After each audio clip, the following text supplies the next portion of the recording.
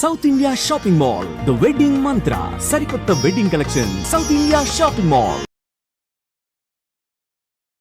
Sir మనం తినే food మనకి ఇప్పుడు ఏదైతే తింటున్నామో మనం అట్లనే బిహేవ్ చేస్తామంటారు. అంటే మన పొట్టలో ఏదైతే వేస్తున్నామో ఆ బిహేవియరే మనకు వస్తుంది అని చెప్పి. అంటే నిజంగా మనం తినే ఫుడ్కి బ్రెయిన్కి కనెక్షన్ ఉంటుందా? ఎట్లాంటి ఫుడ్ తింటే మనకి ఎలాంటి ఆరోగ్యం ఉండాలి, ఎలాంటి డిసీజ్ రాకుండా ఉండాలంటే అసలు ఎట్లాంటి ఆహారం తినాలి? అంటే మన శరీరం ఎదుగుదల పుట్టినప్పటి నుంచి ఇంత రూపానికి ఈ వయసుకు వచ్చి ఇంత పెద్ద శరీరంగా ఏర్పడి మన బాడీ అంటూ నిర్మాణం అయిందంటే దాని ఆహారం వల్లే కదండి. అందుకనే ఆహారం అనేదే మోస్ట్ ఇంపార్టెంట్. చిన్నతనం నుంచి పెద్ద అయ్యే వరకు కూడా ఆహారం వల్లే మన ఎదుగుదల కానీ మన ఆలోచన కానీ మనకు వచ్చే డిసీజెస్ కానీ అన్నీ కూడా దాని మీద ఆధారపడి ఉంటాయండి.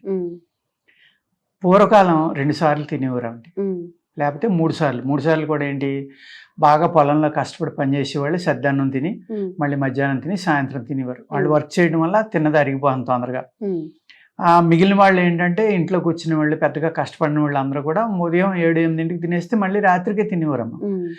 తర్వాత టీలు ఇలాంటివి వస్తే ఏమన్నా ఒక టీ తాగిపోరేమో. అంతకు ముందర ఆ సిస్టమ్ కూడా లేదు. ఎప్పుడైనా పండగ వస్తే రకరకాలు పండగ అంటే ఇంక పండగలాగే ఉండేది.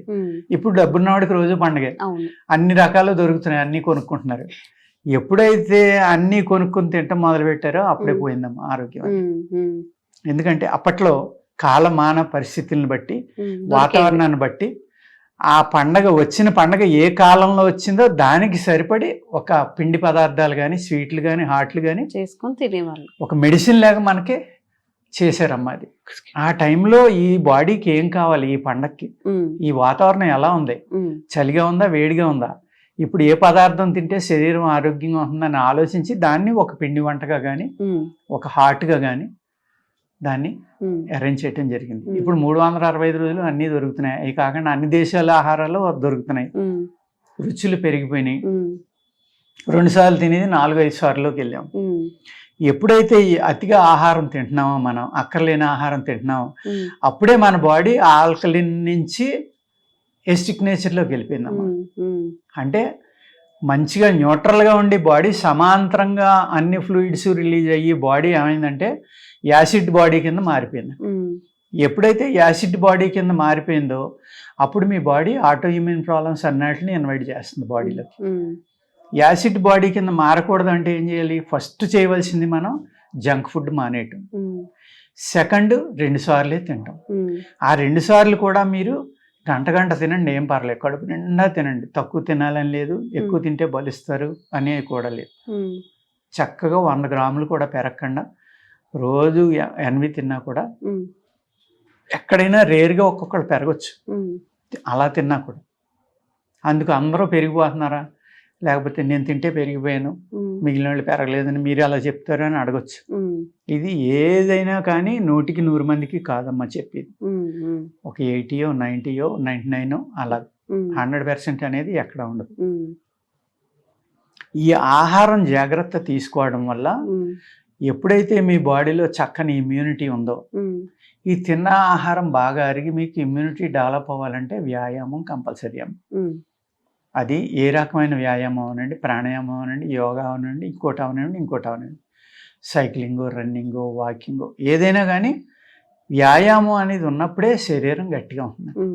ఏ విధంగాని అంటే వ్యాయామం చేయటం వల్ల మీరు ఎక్కువగా ఆక్సిజన్ తీసుకుంటారు కాబట్టి ఆక్సిజన్ అనేది మీ నరాలన్నిటిలోకి బ్లడ్ ద్వారా సర్క్యులేట్ అవుతుంది కాబట్టి అక్కడున్న సెల్స్ అన్నీ కూడా మన కంటికి కనపడే సూక్ష్మాతి సూక్ష్మమైన సెల్స్, అనేక సెల్స్, కోటాను కోట్లు, అసలు మన అంకికి అందనన్ని సెల్స్ మీ బాడీలో పనిచేస్తేనే మీరు ఇలా ఉన్నారు ఆరోగ్యంగా.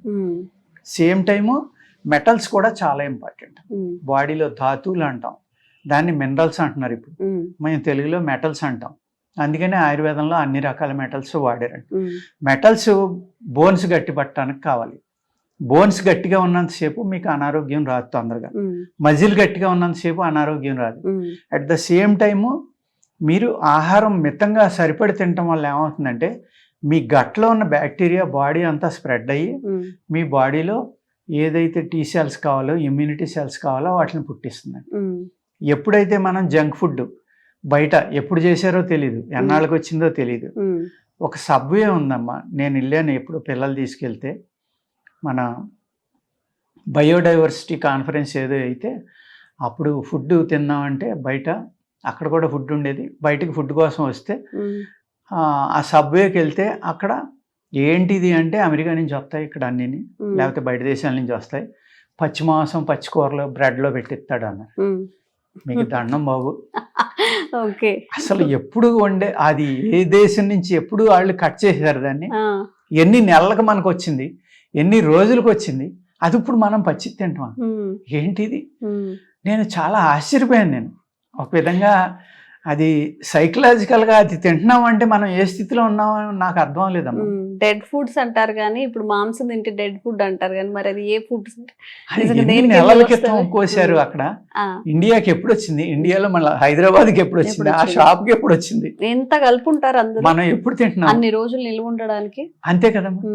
ఆహారం, నిజమైన ఆహారం, మంచి ఆహారం ఏది నిర్ణయించుకోవాలి అంటే దానికి టైం ఉందమ్మా. పాలు ఉన్నాయి, మీరు పాలు గేదెయో ఆవియో పాలు తెచ్చారు ఇంటికి, మధ్యాహ్నం లోపలను సాయంత్రం లోపలను కాసుకోపోతే అది ముక్కలైపోయి ఇరిగిపోయి పాడైపోతుంది, సాయంత్రానికే పాడైపోతుంది. అది ఆహారం కాబట్టి పాడైపోతుంది. ఇది ఆహారం అయితే పాడవ్వాలి కదమ్మా, ఎందుకు పాడవట్లేదు? అది ఆహారంగా ఎలా తింటున్నాం మనం? జస్ట్ చిన్న లాజిక్.